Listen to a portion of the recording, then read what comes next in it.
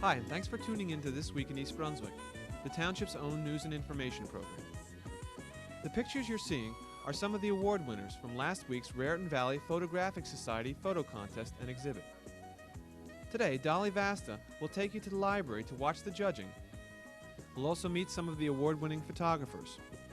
Later, we'll look in on last Monday's opening night rush at the library's annual book sale, currently at the Brunswick Square Mall.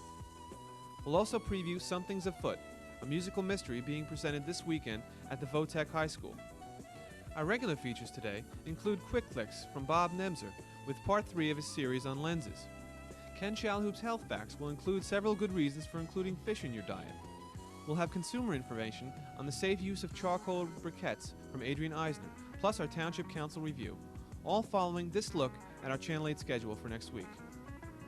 Monday morning at 10, Lenore Kulik investigates cosmetic surgery with Dr. Alfred Greenwald on Look Great, Feel Great, followed at 10:30 by Target with Paula Durant and her guest Adrian Eisner of the East Brunswick Consumer Affairs Office. Tuesday, Ken Shalhoub's topic is Exodus from Academia, as he interviews Dr. Herb Henney on Let's Talk Health. You and Your Money with Paul Hansen follows at 8 with a discussion of investment portfolios with Ronald Lynch. Wednesday at 3 p.m. it's Stories from the Library featuring children's books read by East Brunswick librarians. At 7:30 Wednesday, Spotlight on Education focuses on guidance services in the township schools with Dr. Joseph Sweeney and his guests Bob Sullivan, Kurt Lippincott, and Terry Vallette. And we'll return next Thursday with more local news and information on This Week in East Brunswick. The 5th annual photography contest and exhibit was held last Sunday afternoon at the library. The contest was open to all amateur photographers and allowed any subject matter dealing with the world around us. The 3 judges, members of the Raritan Valley Photographic Society, had a difficult time selecting winners from among the 130 entries.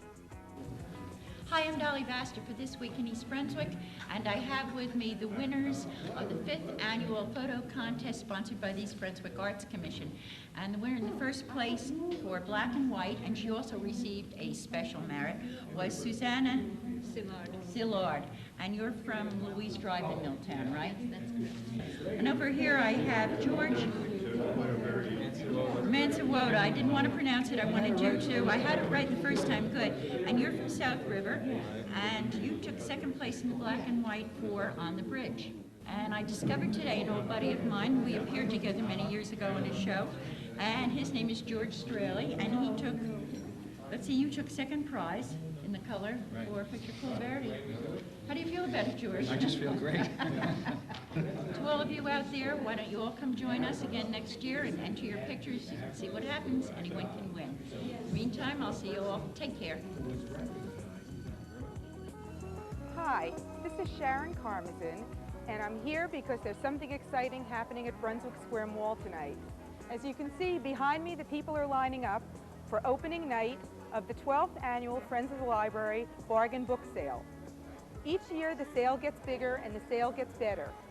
It's a great community event where people from East Brunswick, Middlesex County and beyond can come to find their favorite books and to help out the friends in the library by buying. Each year, friends collect books from donors all over who bring them to the library, from publishers and from library discards. And this makes up the basis for the sale. There are children's books, paperbacks, and hardcover books. Each year the sale is held at Brunswick Square Mall for 1 week, starting with preview night on Monday night and running all the way through the following Sunday. So here will be hundreds of friends working at the sale, and all of our anxious, happy book buyers here now through Sunday at the Brunswick Square Mall for our 12th annual East Brunswick Friends of the Library bargain book sale. Fish oil and our health. Eskimos have a lower incidence of heart disease than do other populations, even though their high-fat, high-cholesterol diet ought to make them a high-risk group for heart disease. How do Eskimos get away with it? The answer lies in the kind of fat they eat. The Eskimo diet consists mostly of fish, seal, and whale. Fat from these animals contain what are known as the omega-3 fatty acids, which are structurally distinct from the omega-6 fatty acids that most Westerners get from domestic meats. Epidemiological studies of populations, such as the Eskimos and the Japanese, that consume a lot of fish suggest that the omega-3 fatty acids in fish reduce the likelihood of getting heart disease, rheumatoid arthritis, and other inflammatory diseases. This finding, combined with increasing knowledge about a class of compounds called eicosanoids, has brought many nutritionists and biochemists to a pitch of excitement. Eicosanoids, which are derived from fatty acids, regulate communication between cells and consequently inflammation and other immunological responses. Although the effects are not well understood, the statistics don't lie. Of fish oil's many effects on human physiology, perhaps the greatest number results secondarily from the omega-3 fatty acids' modulating effect on certain eicosanoids. Biochemists think that eicosanoids synthesized from omega-3 fatty acids are distinct from eicosanoids synthesized from omega-6 fatty acids. They're a class of about a dozen compounds whose importance has been discovered only in the last 15 years. Quote, eicosanoids are how the cells chatter back and forth with each other, says Lanz from the University of Illinois. He's a biochemist. We have to understand the significance of all these voices when they whisper or shout and what that means. All these inflammatory diseases are the consequence of exaggerated eicosanoid signals. As in communication between individual humans, one mistake can be blown out of proportion by positive feedback mechanisms. So the point is that we have fatty acids which are used as a raw material for the production of many chemicals in our bodies, one of which is this group of chemicals called the eicosanoids. So if we consume the omega-3 fatty acids, we seem to produce the type of eicosanoids that help us to not develop these inflammatory conditions. And since arteriosclerosis is an inflammatory response, omega-3 fatty acids are definitely important. So in conclusion, it seems that eating fish is beneficial from an overall health standpoint, not just from the standpoint of reducing saturated fat content, but because there are components in the fish oil that actually promote other biochemical reactions in a positive direction in our body. There will be more to follow on this subject. This is brand new. Thanks for watching Health Facts.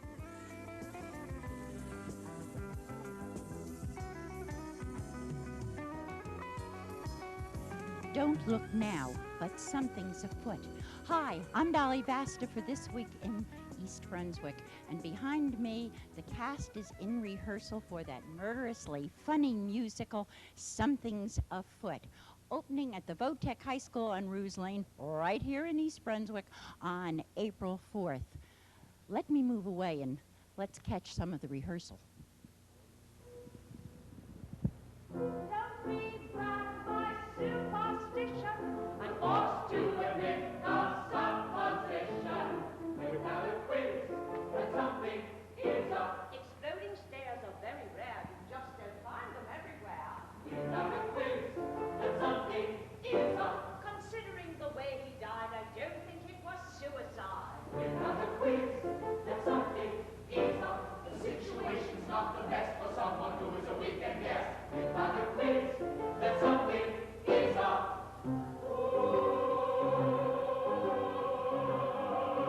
And the butler didn't do it. Murder, a very serious business. Murder? Ranker's retreat? Perhaps two. What do you mean?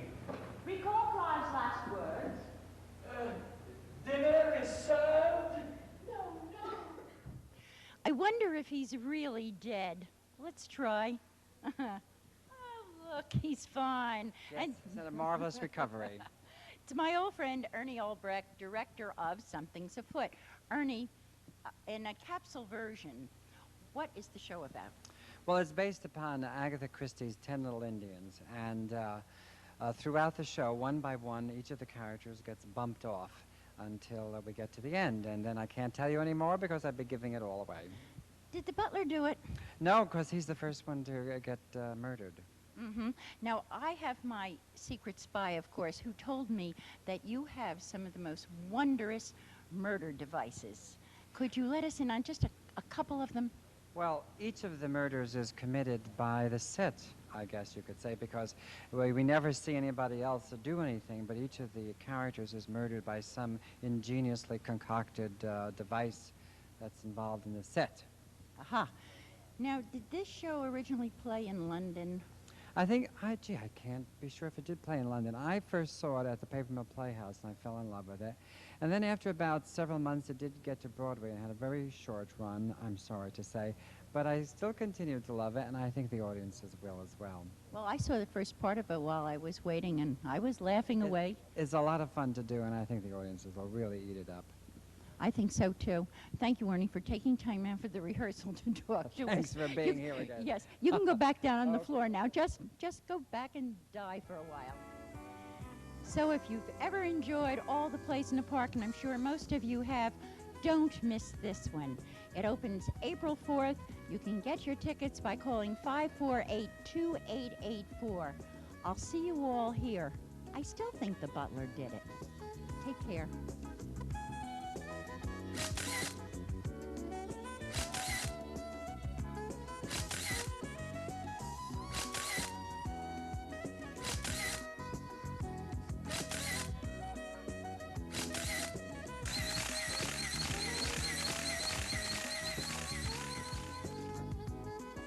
Hi, I'm Bob Nemser.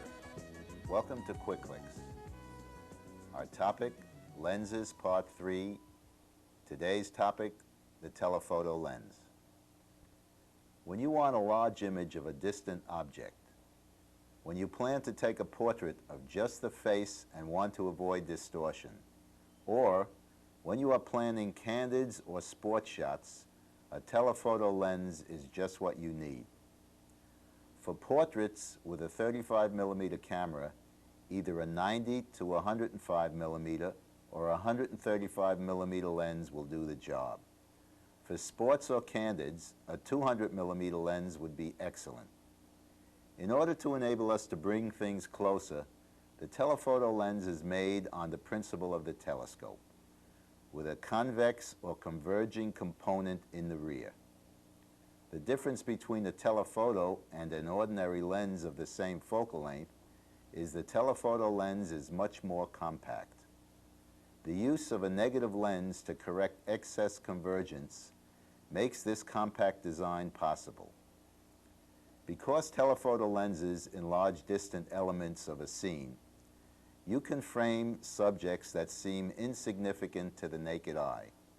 In so doing, they also flatten linear perspective, appearing to compress foreground, midground, and background. This effect increases with focal length and can be very dramatic. This also allows you to amass details from different depths of a scene. It also reduces tonal contrast. The most popular lengths of telephoto lenses are 85mm to 250mm. The longer the lens, the narrower the angle of view, the heavier the lens, minimum focusing distance increases, and lens speed, which is the widest aperture, decreases, so that a 200mm lens can have its closest focus at 12 feet and its widest aperture at 4.5, as compared to a normal 50mm lens with its closest focus at 3 feet and its widest aperture at 1.8.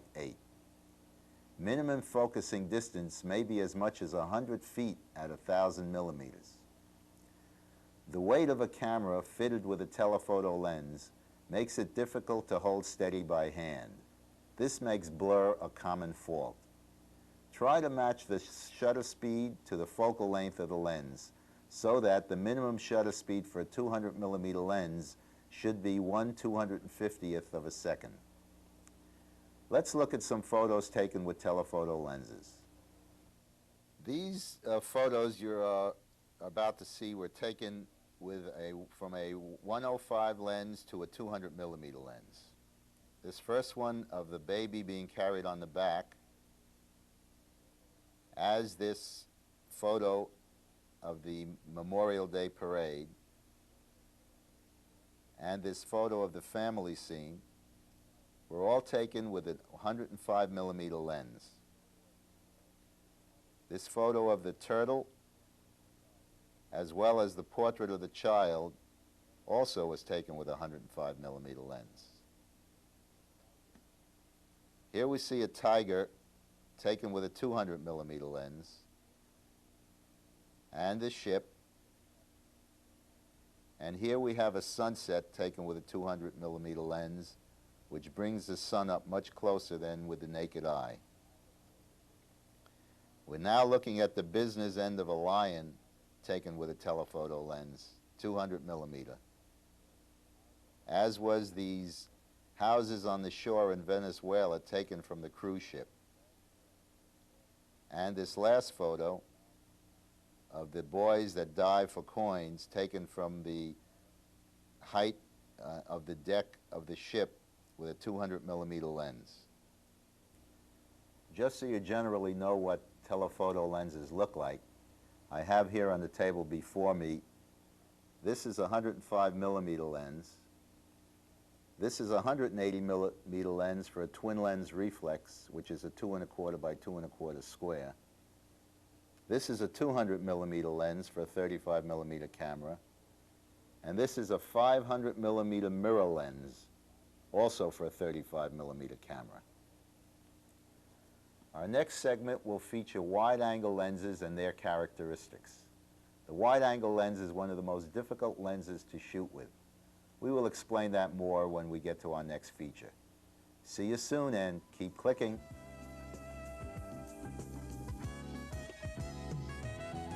Hello, and welcome to Consumer Aware. I'm Adrienne Eisner, Director of the East Brunswick Consumer Affairs Office. The United States Consumer Product Safety Commission, in cooperation with the Barbecue Industry Association, warns consumers about the danger of misusing charcoal briquettes. During the past 7 years, the United States Consumer Product Safety Commission has learned of 83 deaths from carbon monoxide poisoning occurring as a result of people burning charcoal briquettes in an enclosed area. Some of the victims were campers who burned the charcoal to keep warm inside a tent or camper. Others were hunters who burned the charcoal inside their trucks, cars, or vans. In several incidents, victims died from carbon monoxide poisoning after they burned charcoal in a bedroom or living room for heat or cooking. Current regulations require 2 highly visible warning labels on the top of every bag of charcoal briquettes. The warning labels identify the hazard of carbon monoxide poisoning. Carbon monoxide is a tasteless, odorless, invisible gas. Some symptoms of acute poisoning are headache, confusion, dizziness, nausea, and at high enough concentrations, loss of consciousness. Consumers may not realize that burning charcoal produces large amounts of carbon monoxide and that it only takes a small amount in the air to produce symptoms of poisoning and even death. Opening a window or using a fan will not assure that carbon monoxide gas will be reduced to safe levels. Burning the charcoal in a fireplace can also be hazardous because it is questionable whether a charcoal fire will create a chimney draft sufficient to assure that carbon monoxide will be exhausted to the outside. Because it is not visible and is odorless, consumers may not be aware that carbon monoxide is accumulating. So please remember, for your safety and the safety of your family, do not use charcoal to cook or to provide heat inside a tent, camper, van, car, truck, home, mobile home, or other enclosed area.